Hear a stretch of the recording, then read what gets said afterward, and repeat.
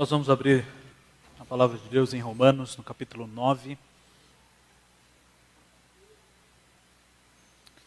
Eu farei a leitura dos 5 primeiros versos neste momento e no decorrer da mensagem da exposição nós leremos até o verso de número 29. Então, Romanos 9, do verso 1 até o verso 5. A palavra do Senhor nos diz assim: digo a verdade em Cristo, não minto, testemunhando comigo no Espírito Santo, a minha própria consciência. Tenho grande tristeza e incessante dor no coração, porque eu mesmo desejaria ser anátema, separado de Cristo, por amor de meus irmãos, meus compatriotas, segundo a carne. São israelitas, pertence-lhes a adoção e também a glória, as alianças, a legislação, o culto, as promessas. Deles são os patriarcas e também deles descende o Cristo, segundo a carne, o qual é sobre todos, Deus bendito para todo sempre. Amém. Vamos orar? Senhor, nós te agradecemos mais uma vez pelo privilégio que temos de te cultuar. Te agradecemos pela tua palavra, que é a nossa regra de fé e prática, e te agradecemos por podermos ouvi-la e aprendermos mais sobre como devemos viver a nossa vida de acordo com a tua soberana vontade.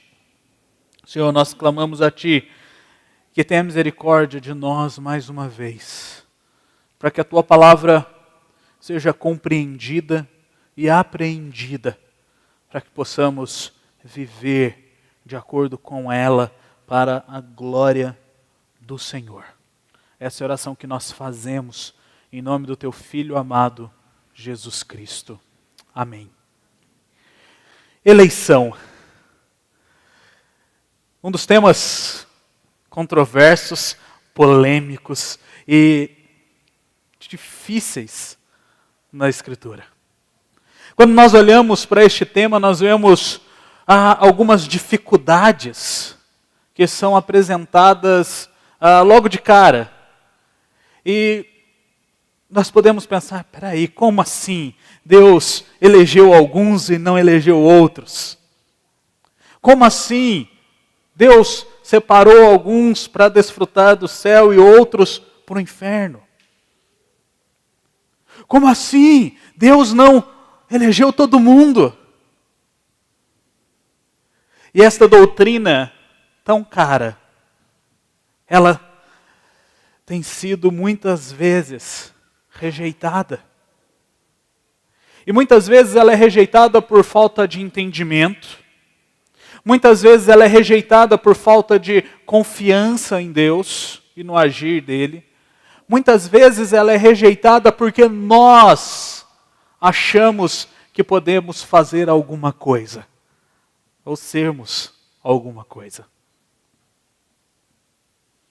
Mas ela é uma doutrina que não vem, como muitos imaginam, apenas do movimento reformado.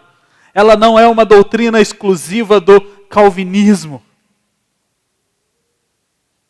Quando olhamos, não, você é reformado, a eleição é só para esse nicho de pessoas. Veio deles, eles inventaram isso para poder continuar mantendo o povo ali nas suas 4 paredes. Muitos argumentam isso. Mas quando nós olhamos para a Escritura, nós vemos a beleza dessa doutrina. Nós vemos de Gênesis a Apocalipse, Deus falando da eleição. Deus conduzindo o seu povo de acordo com a sua soberana vontade.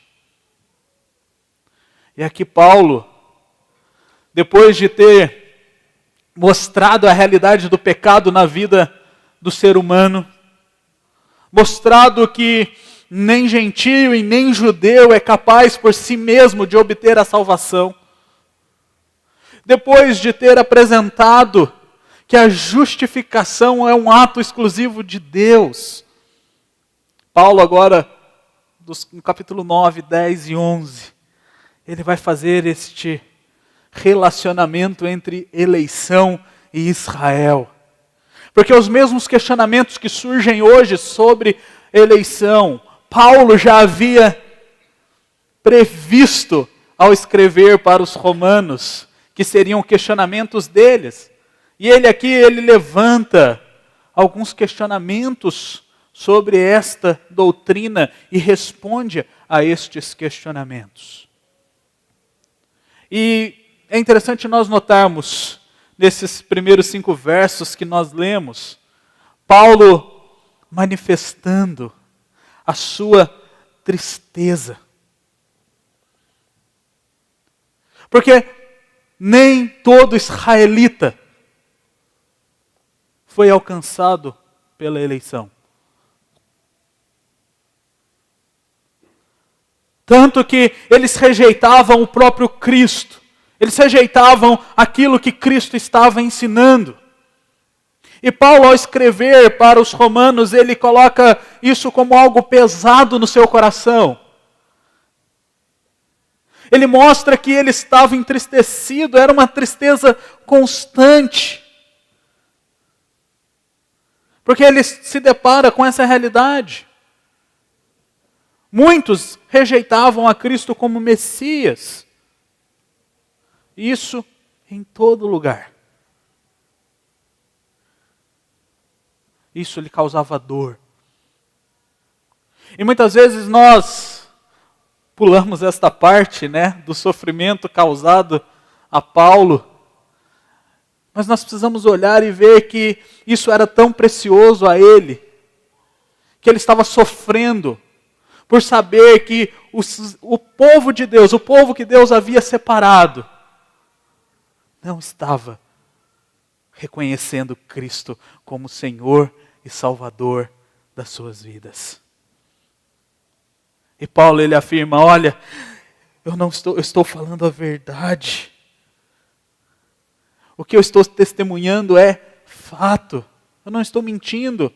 O meu sentimento, ele é doído. E Cristo veio e morreu por vocês, mas vocês estão rejeitando. E Paulo aqui, ele chega a um extremo que muitas vezes, não sei se nós chegaríamos a este mesmo extremo. Paulo, ao olhar para os seus compatriotas, ele coloca-se numa situação em que ele seria condenado para que todos eles reconhecessem Cristo como Senhor e Salvador da vida deles. E Paulo, ele diz assim, olha, que eu seja anátema. Se isso for suficiente para que eles venham a crer em Cristo, que eu seja maldito. Que eu perca todos os privilégios da salvação. Mas Paulo entendia que não dependia dele. E isso provavelmente ajudava a pesar o seu coração.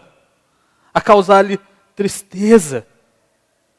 Porque ele sabia quais eram os privilégios que estavam sendo rejeitados. E ele vai enumerar nos versos 4 e 5, 9 privilégios que são rejeitados pelo povo étnico de Israel. O primeiro privilégio é que eles são israelitas.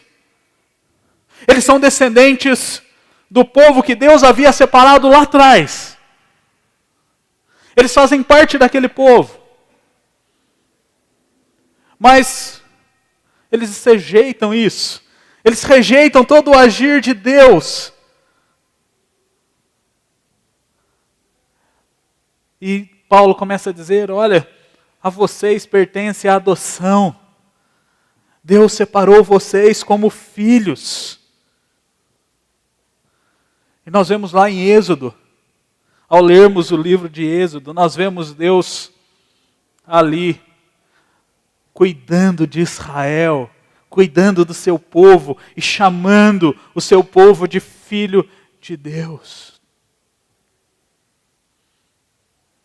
O fato deles terem sido adotados por Deus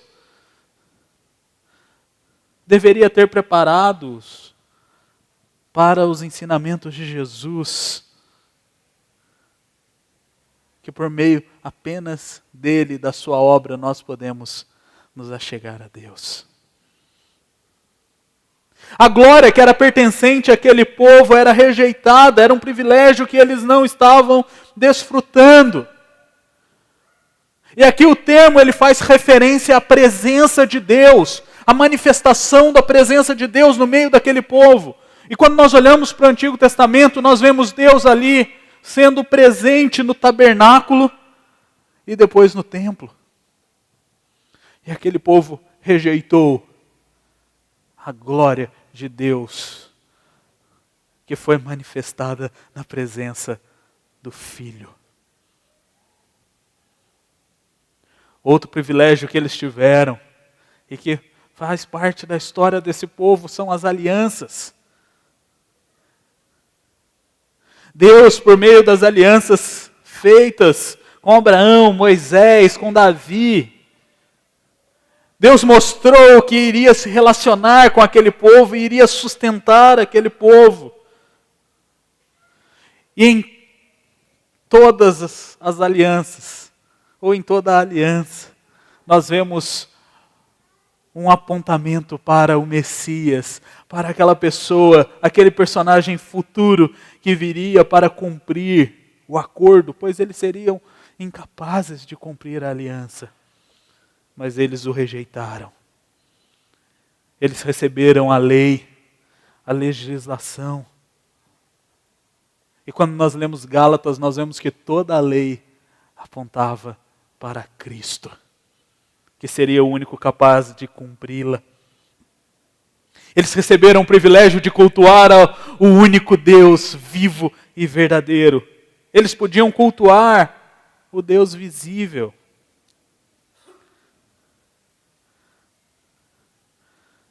Mas eles não olharam para o que Cristo fez, cumprindo as ordenanças deste culto, dos sacrifícios que eram exigidos.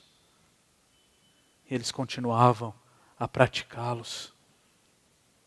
Aquele povo, eles tinham o privilégio de terem recebido promessas do Senhor. E nós olhamos para o Antigo Testamento e vemos diversas profecias, diversas promessas sobre o Messias que viria. E eles o rejeitaram. Neste povo, eles tinham o privilégio de olhar para trás. Eles olhavam e viam os patriarcas, os pais da fé.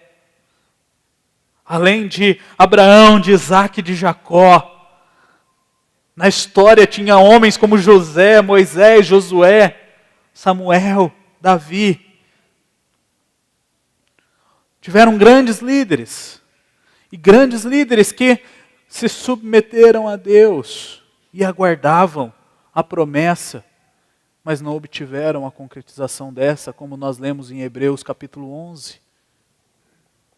Estes homens, eles tiveram da sua linhagem o maior privilégio de todos, o Messias encarnado. Era israelita, era descendente deste povo. E aqui nós sempre ouvimos que Deus é brasileiro, é israelita. O Deus encarnado é israelita. E este povo o rejeitou. Esta é a tristeza de Paulo. Os seus compatriotas estavam rejeitando todos estes privilégios, todas estas bênçãos.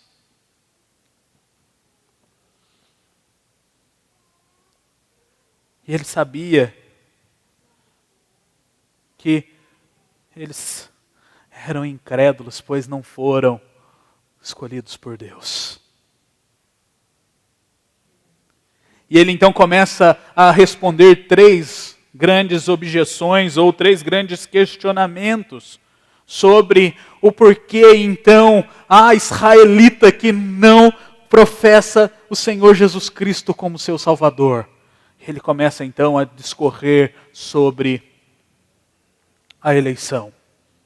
E a partir do verso de número 6, nós vemos a primeira questão sendo levantada.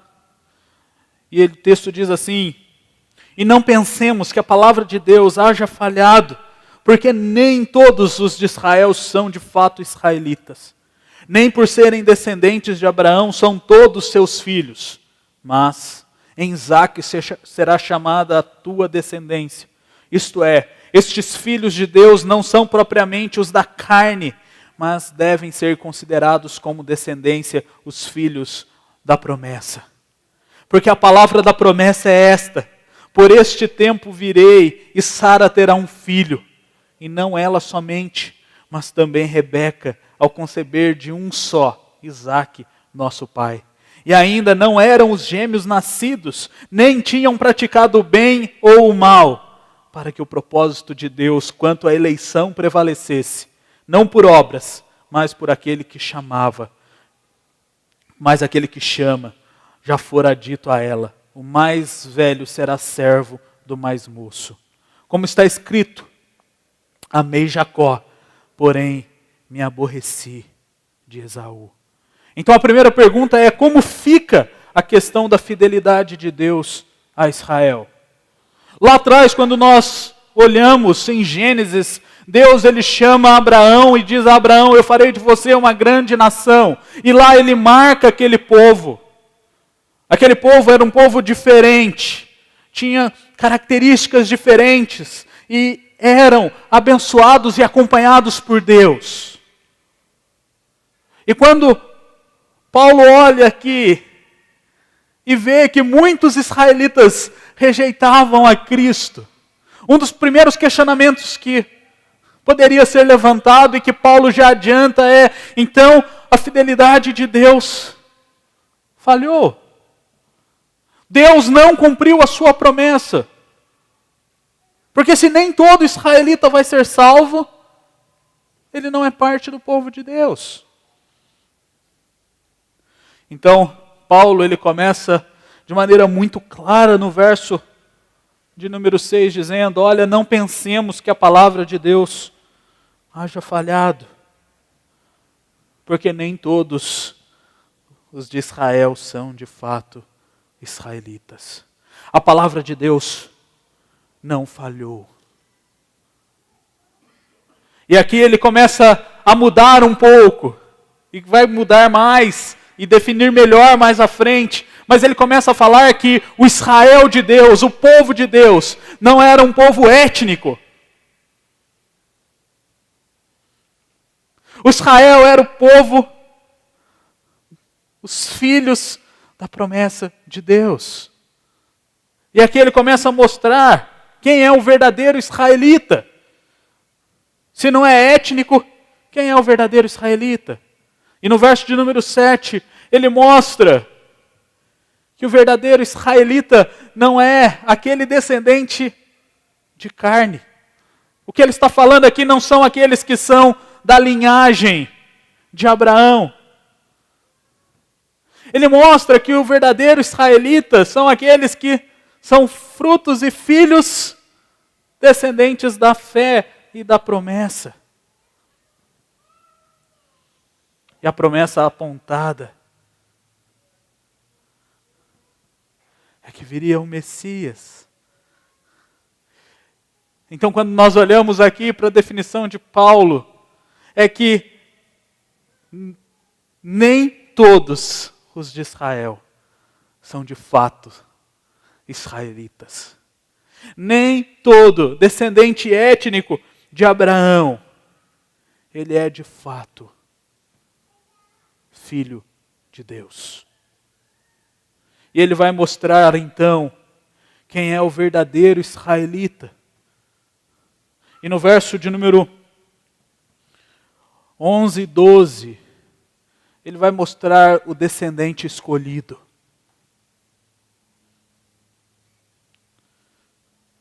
O verdadeiro israelita não era apenas naquela época que havia divisões dentro da etnia. Deus desde Abraão, que ele havia escolhido dentro da linhagem um povo que seria o seu povo, o verdadeiro Israel. E nós vemos então ele fazendo isso através da sua escolha soberana. Abraão teve mais filhos, mas o filho da promessa foi Isaque.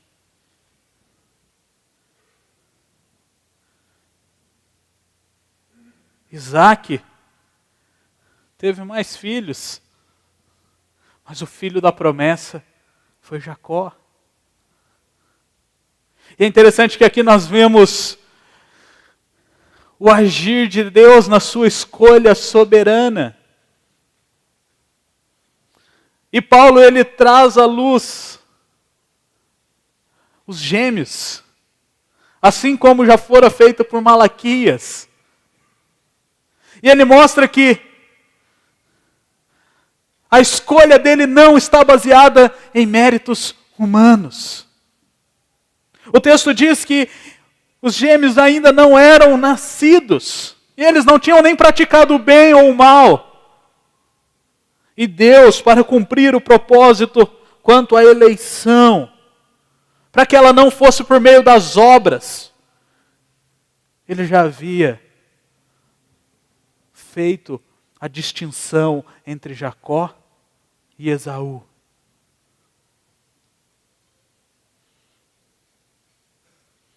Deus é quem escolhe o seu povo. Pela sua própria soberania. Os nossos méritos não influenciam a escolha de Deus. E o texto diz que a escolha de Deus ali foi contrária ao processo lógico e natural do contexto familiar daquela época. O primogênito foi Esaú, então ele deveria ser o herdeiro de todas as coisas, ele deveria ser o senhor da casa. E nós já ouvimos isso aqui nas exposições de Gênesis. E valeria a pena você olhar de novo lá no YouTube e ver a exposição de Gênesis, ali sobre Esaú e Jacó.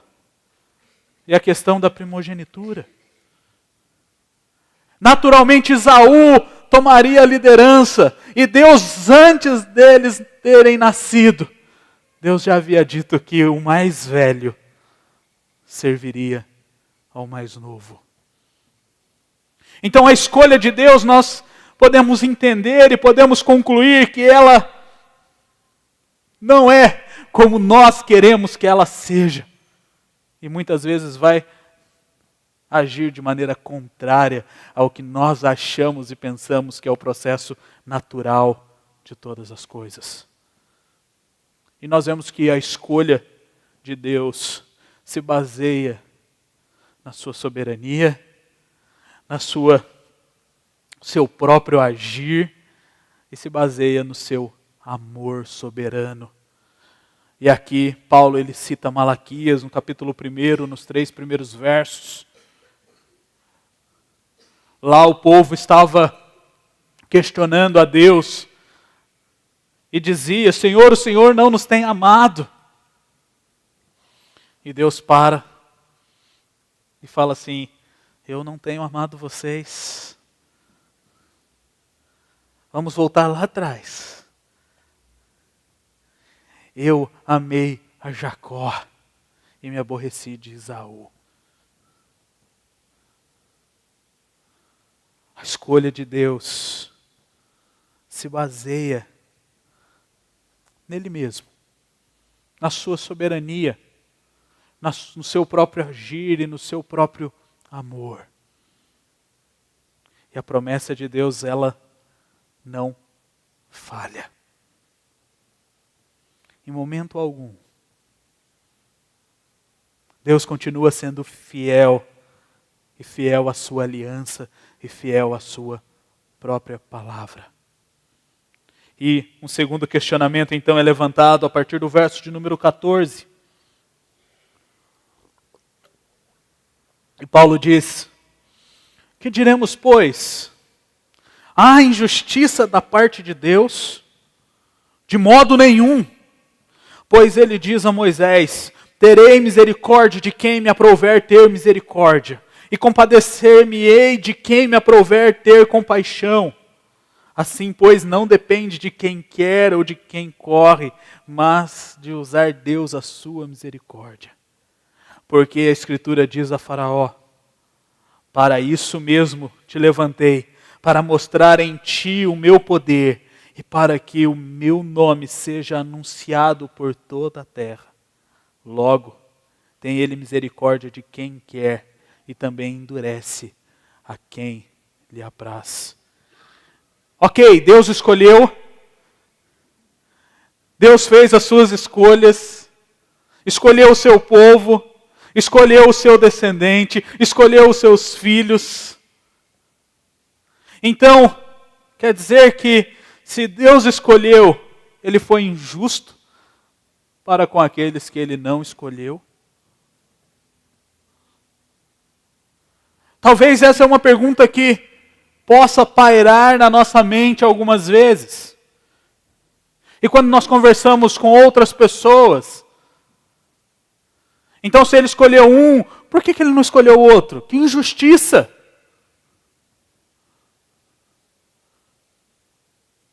E recentemente, estava com o Raul conversando com uma moça. Essa foi o primeiro questionamento, a primeira afirmação, que ela fez. Isso é injusto. Que Deus é esse que age com injustiça? E Paulo aqui, ele já responde de uma maneira bem firme. Ele mostra que esta afirmação ou este questionamento, ele é um absurdo. E ele responde dizendo assim: Deus, ele não é injusto de maneira nenhuma. Deus, ele é justo, e esse é um dos seus atributos. A justiça de Deus permanece mesmo quando escolhe um para a salvação e escolhe o outro para a perdição. Deus, ele continua sendo justo mesmo quando ele usa de misericórdia para alguns e não usa de misericórdia para com outros. E para sustentar a sua resposta, Paulo simplesmente diz: Deus é soberano. Deus é soberano sobre todas as coisas. E Ele não muda. E aqui ele vai levar os seus leitores mais uma vez para o Antigo Testamento. E agora ele vai para Moisés. Ele fala: olha, lá quando eu dei a lei, eu já havia estabelecido isso. E quando nós lemos Êxodo, capítulo 33, no verso 19, o texto diz assim: depois de um pedido de Moisés a Deus, Deus então responde: farei passar toda a minha bondade diante de ti, e te proclamarei o nome do Senhor. Terei misericórdia de quem eu tiver misericórdia, e me compadecerei de quem eu me compadecer. O uso da misericórdia de Deus é restrito à sua soberania. E nós precisamos entender que a salvação, ela depende de Deus, ela não depende do homem. O grande problema é que muitas vezes nós definimos a misericórdia como uma obrigação. Deus, ele é obrigado a ser misericordioso. E quando nós dizemos que a misericórdia de Deus é injusta, nós queremos dizer que Ele tem a obrigação e o dever de derramá-la sobre todas as pessoas. Mas nós precisamos entender e nós precisamos definir misericórdia. E misericórdia, ela é imerecida. Ela é inteiramente facultativa. Então aqui nós podemos entender o argumento de Paulo. Não é injusto que Deus só tenha misericórdia de alguns. E quando nós fazemos essa afirmação e dizemos é injusto que Deus só tenha misericórdia de alguns, nós nos deparamos com uma declaração contraditória, pois nós colocamos obrigatoriedade no agir misericordioso de Deus. Paulo está dizendo então, para esta pessoa que afirma que Deus é injusto, e ele diz, você está dizendo que Deus deve a salvação a alguém? Claro que não. E se ele não deve a salvação a ninguém, então ele é livre para concedê-la a todos, ele é livre para concedê-la a alguns, e ele é livre para concedê-la a ninguém. E aqui ele ainda, lembrando da época de Moisés, ele usa o exemplo de Faraó. E quando nós olhamos lá, nós vemos Deus endurecendo o coração de Faraó para que não deixasse o povo ir. E aqui Paulo fala que Deus usou isso para que a sua glória, o seu poder e o seu nome fosse conhecido. Mas talvez possa ficar na nossa mente algo como, nossa, Deus é mau, né? Tadinho do Faraó. Estava lá reinando tranquilo. E Deus foi lá e endureceu o coração de Faraó. Não é isso que Deus faz. E nós já vimos o que Deus faz no capítulo 1 de Romanos. Quando Paulo declara que todos somos pecadores e que Deus entregou alguns aos desejos do seu coração e da sua carne. O que Deus faz com o Faraó é tirar a sua graça e deixar Faraó ser um pecador, tentando alimentar e satisfazer os desejos da sua carne.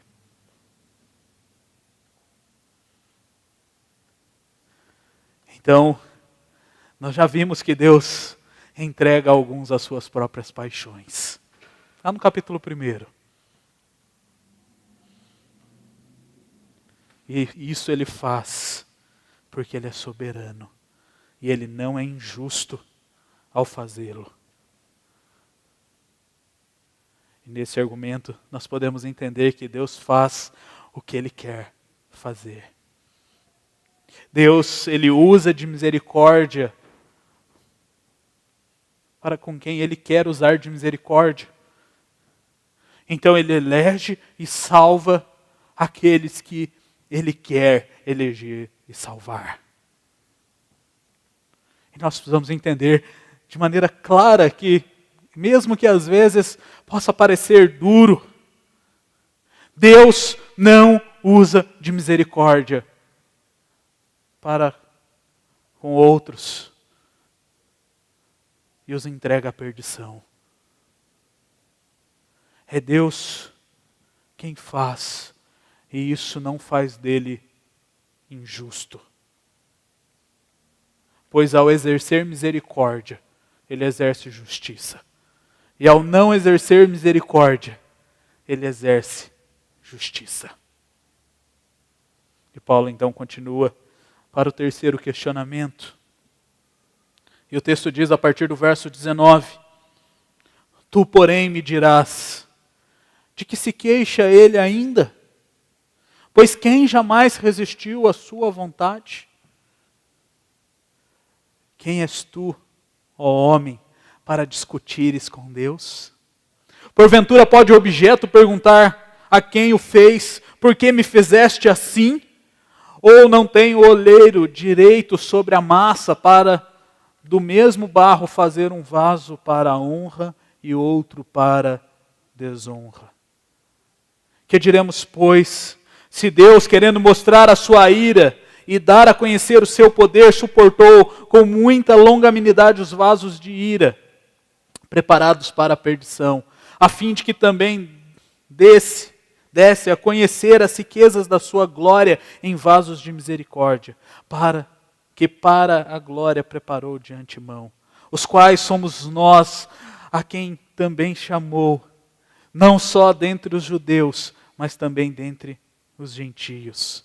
Assim como também diz em Oséias, chamarei povo meu ao que não era meu povo, e amada a que não era amada.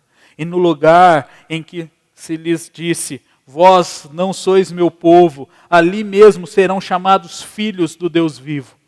Mas, relativamente a Israel, dele clama Isaías, ainda que o número dos filhos de Israel seja como a areia do mar, o remanescente é que será salvo, porque o Senhor cumprirá a sua palavra sobre a terra cabalmente e em breve, como Isaías já disse, se o Senhor dos exércitos não nos tivesse deixado descendência, ter-nos-íamos tornado como Sodoma e semelhantes a Gomorra. Paulo ele chega ao terceiro argumento dizendo assim, tá bom, o leitor, eu entendi. Deus elegeu porque Ele é soberano e quis fazê-lo. Ele usa de misericórdia com quem Ele quer, ok. Então por que Ele ainda está reclamando se Ele fez tudo isso? O verso de número 19 diz, tu porém me dirás, de que se queixa Ele ainda? Pois quem jamais resistiu à sua vontade? E aquele homem então, aqueles leitores então, eles olham para o Israel incrédulo e pegam aquela batata quente e fazem assim, ok, então eu não me importo mais. A culpa é totalmente e unicamente de Deus. Nós vemos aqui Paulo sendo ainda mais duro. Ele mostra que questionar a Deus é arrogância. É um desejo de querermos ser igual a Deus. Ou querermos ter o mesmo poder que Deus tem. E aqui ele traz o exemplo do oleiro. Ele olha assim, vamos lá, uma criatura pode questionar o seu Criador? Ele olha, está lá o oleiro com a massa na mão. Ele pode fazer o vaso no formato que ele quiser, para a finalidade que ele quiser. E o vaso em momento nenhum vai dizer, como assim? Por que você me fez desse jeito? Por que eu vou servir para esta finalidade? Eu não queria. Ele mostra que neste relacionamento, nós também, ao tentarmos dizer para Deus, espera aí, o Senhor fez errado isso aqui, nós estamos sendo arrogantes. Ele decidiu nos fazer. Ele decidiu dar o uso e a finalidade que Ele quis dar. E Deus, sendo comparado ao oleiro, Ele fez vasos de ira e fez vasos de misericórdia. A finalidade não pode ser mudada pelo próprio vaso. Deus, de maneira soberana, Ele fez as suas criaturas e de maneira soberana Ele as elegeu e as condenou.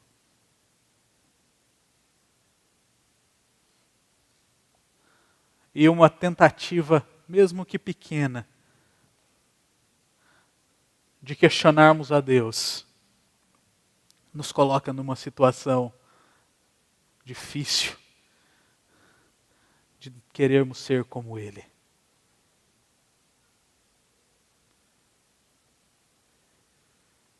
Esse sempre foi o problema da raça humana. Não confiar no agir soberano de Deus. Adão e Eva questionaram a Deus. Por que nós não faríamos agora?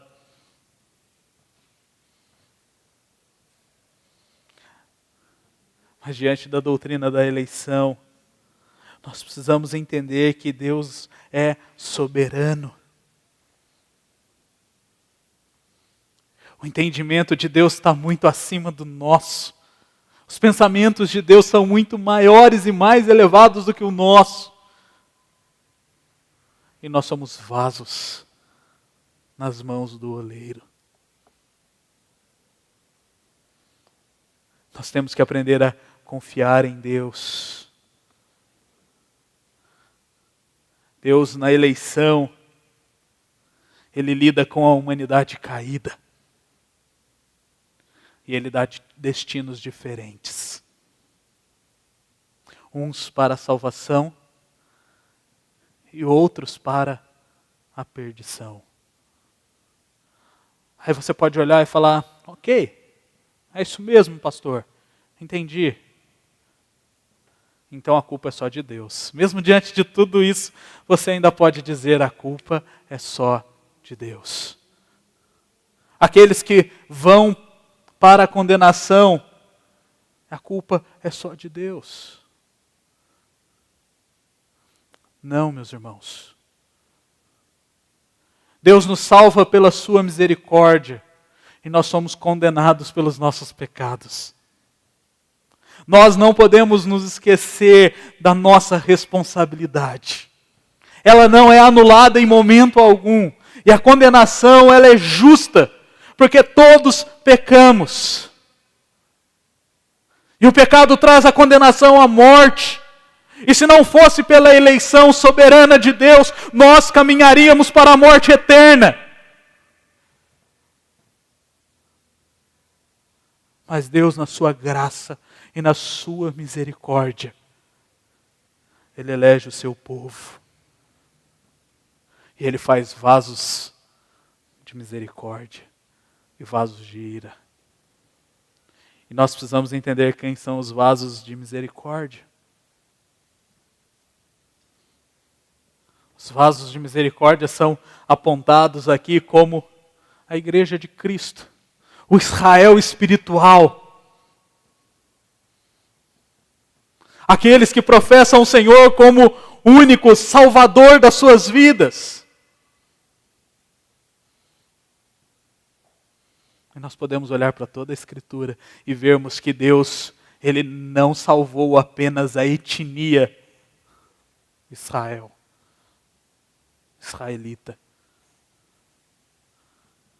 E nós vemos isso sendo demonstrado por dois exemplos. O primeiro é Oséias. E Deus ali manda Oséias casar com uma prostituta e fazer dela o seu povo. Alguém que era totalmente rejeitada, alguém que não fazia parte da etnia. Foi feita povo de Deus. E ele se lembra de Isaías. E ele diz então, em Isaías, olha, vai ter ainda dentro de toda a nação o remanescente fiel. E se não houvesse o remanescente fiel, nós seríamos como Sodoma e Gomorra. Se não fosse a eleição de Deus, nós estaríamos entregues às paixões da nossa carne e viveríamos longe dele. E Sodoma e Gomorra aqui representam a corrupção fatal da humanidade.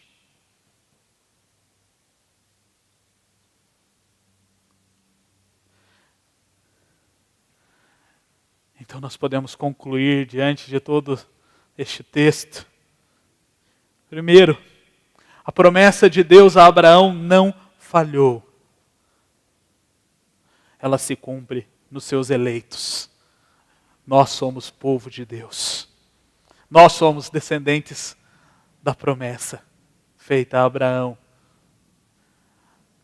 Nós concluímos que Deus, Ele não é injusto em eleger quem Ele quer, simplesmente porque Ele é Deus. E a misericórdia não é uma obrigação ou uma dívida para com todos. Terceiro, que os que se perdem, eles são destinados por seus pecados. Não é injustiça de Deus, mas os que Ele salva, eles são eleitos pela sua misericórdia. Nós precisamos entender que os eleitos são tanto judeus, filhos carnais de Abraão, quanto gentios. Os não descendentes sanguíneos de Israel. E Deus, Ele está pacientemente levando a cabo o seu plano soberano de salvação através da eleição. Então, pacientemente, Deus tem suportado os vasos destinados à sua ira por causa dos seus eleitos.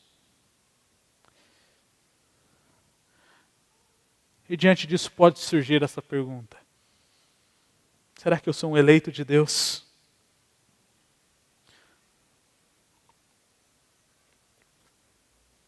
Será que Deus te escolheu? Será que Deus te chamou? Nós temos 3 evidências da eleição. A primeira evidência é o crer. Nós precisamos crer em Deus e precisamos crer no seu Filho amado Jesus Cristo e na sua obra.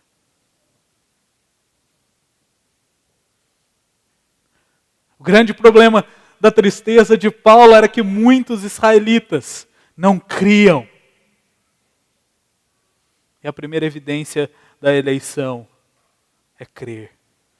A segunda evidência, e a evidência prática, é a submissão. Quando nós somos eleitos por Deus, cremos nele, professamos a nossa fé em Cristo Jesus, nós nos submetemos a Ele.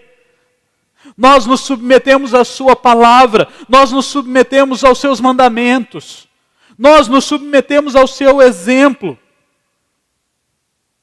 e nos tornamos servos obedientes do Senhor, entendendo que Deus é o Deus soberano que nos conduz, é o Deus providente que guia os nossos passos e nos sustenta.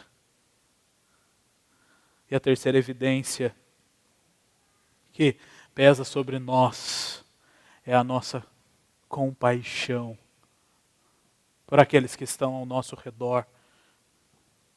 E entendermos a eleição de Deus, entendermos que Deus elegeu uns para a salvação e outros para a condenação, não nos deve fazer pessoas acomodadas. A eleição, ela tem e deve ter um resultado prático na nossa vida de evangelização. Nós precisamos proclamar o nome de Deus, pregar a sua palavra. Pois ao fazermos, nós estaremos demonstrando compaixão às outras pessoas. E Deus pode nos usar e nos usa como instrumentos nas suas mãos redentoras, para que o eleito se junte à igreja e volte-se para Deus. Então, entendermos a eleição deve nos dar consolo, conforto, mas nos deve fazer também evangelistas, proclamadores, pois Deus nos usa. E mesmo que não entendamos, nós precisamos confiar e descansar em Deus, porque misteriosos são os seus feitos. E muitas vezes, ao olharmos para a nossa vida e olharmos ao nosso redor, nós não entendemos o seu agir, mas nós precisamos confiar e descansar.